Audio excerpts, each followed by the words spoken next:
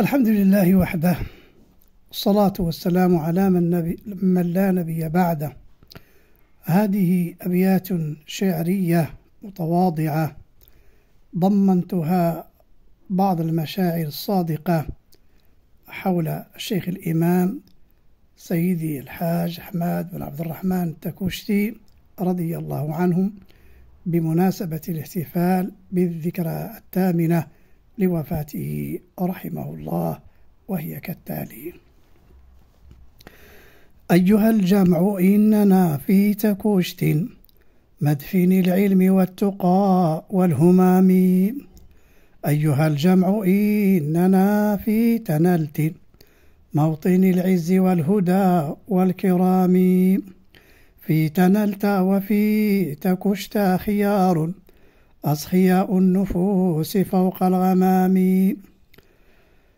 لم تنل أي قرية من قرانا مثل نيل تكوشت بين الأنام. جمع الله في تكوشت فيوضا من علوم الأسرار والأفهام. إنها منحة الإله لعبد حقق الصدق والتقى بالتمام. لاحظته شيوخه برضاهم ومزيد الإفضال والإكرام. ربطته بهم روابط حب صادق نابع من القلب سامي. غير أن الحبيب شمس تنلت في صدارة هؤلاء الأسامي. فهنيئا لمن رآه حياة أو رأى حر وجهه في المنام. من رآه رأى السعادة حقا ورأى الدين في عظيم إمام. نظرة قد تحول النحس سعدا وترقب العبد للآكام. أنحني ذلة أمام شيوخ أخذوا في أمورهم بالزمام. واصلوا السير بالسرى في ثبات وهدوء وسرعة الأقدام. لم تنل منهم عواصف دنيا رغم شدة بأسها واضطرام. أيها الصحب ما لنا إذ عجزنا غير شكوى إلى ولي المقام.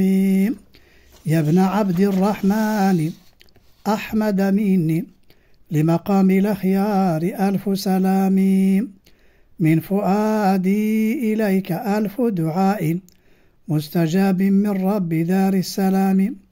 رحمات الإله تترى عليكم دائما مثل قطر ذاك الركام.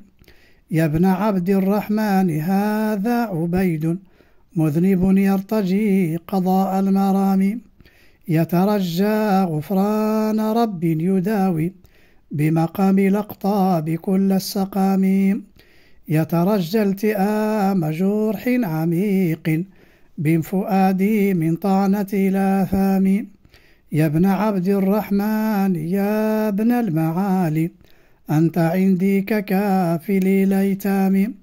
أغلب الخلق سيدي كيتامى وآياما وأنت نسل الكرام. احتضنهم وآوهم في حماكم فحماكم حماية الأقوام. فالقطيع بدون راع حنون وحكيم معرض للحمام. وممات الولي مثل حياة في التجلي والنفع للخدام. وحياة الأرواح أقوى وأبقى من حياة الأشباح والأجسام. أنت طلق هناك تسرح دوما حيثما شئت طيلة الأيام. أنت في الملكوت تسبح حقا مطمئنا بين الهداة العظام. أنت بين التقاة مثل حبيب شيخنا وابن ناصر ذي الوسام. أنت في عالم يشع ضياء أنت في عالم يشيع ضياء وبهاء في موكب الأعلام. أي سعد قد نيلته بالتفاني والتعالي عن زهرة الأوهام. والتخلي مع التحلي بجد واصطبار وهمة وحزام. أي حب أوتيته للمراضي وهوادي شعائر الإسلام من صلاة وأختها وصيام وختام الأركان مسك الختام. إن سألتم عن حبه للصلاة والسلام على الرسول الإمام فهي قوت لروحه وقواه، وهي نور لعقله والكلام، وهي ملء أنفاسه ولسان وشعور وقلبه ذو هيام. ذكر ربي بآيه في الكتاب هو عين شرابه والطعام. كلنا قد رأى مشاهد منه وسمعنا دلائل الإعظام. عمره كله عطاء وأنس وتواص بالحق والإفهام.